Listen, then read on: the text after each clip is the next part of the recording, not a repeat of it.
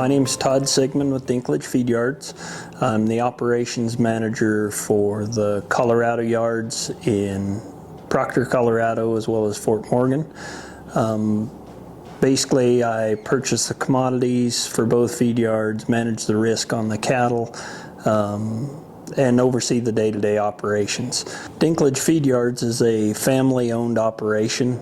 We've got a group of stockholders, second, third generation ownership of the company. All of them farmers, ranchers, well diversified in the industry from basically all across the United States. We've got 4 feed yards. We work independently with direction from that board on how we manage day-to-day operations of our facilities. And our stockholders today would maintain probably 75% of our total occupancy at the feed yards. Very good people, all very successful in what they do, and a host of different genetic makeup of the cattle that we deal with. Charolais cattle are an extreme value in what we do every day. The performance that we see on the cattle, the dry matter conversion, the ability for the cattle to get large, do well. And the nice thing about Charolais cattle is the packers desire those cattle. When we put them on the show list, there's usually a lot of aggression, a lot of desire to own them for a couple of reasons. One, the cutability is amazing. I mean, the cattle will yield very well, and there's nothing more desirable today in the industry than a black-nosed Charolais. They perform well, they hang up on the rail good. All in all, they're a pleasure for us to feed because of how they perform, as well as for the packer to harvest because of how they perform for them on the rail. Known genetics can add a lot of value in what we do.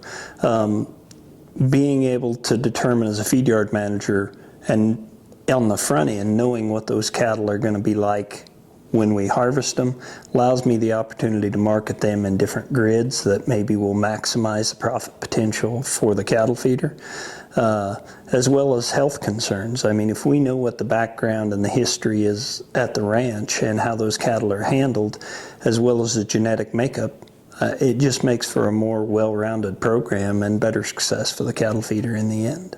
Because the disconnect that we've had with the futures market at times doesn't allow us to buy an animal that we can truly hedge just as a commodity animal based on the averages. So if we know the genetic potential, there may be $2 or $3 more profit potential in those cattle, and we're willing to spend the money to procure those cattle that we know how they're going to perform.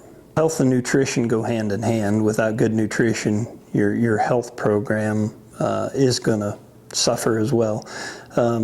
Having a good, sound program set up with a veterinarian on the ranch to vaccinate, a good mineral program, weaning at home, doing anything you can to reduce stress on that animal before he comes to the feed yard, all adds value to us in the end, and adds value to the animal as well. But it's very important to get a sound vet-client relationship to manage your herd as good as you can at the ranch, and that will carry all the way through to the chain. You know, the Charolais breed is a very intriguing breed. They've done a great job of creating an animal that today pounds sell, and the discounts in the market are not such to discourage somebody from making them big. So with the genetic potential in those cattle to get to where they're weighing 1,400 to 1,500 pounds is good for us, because we're in the business of selling beef. And so the Charolais breed fits that very well. They hang a good carcass, they get large, they perform well, and they're just a very well-rounded breed that fits our industry very well.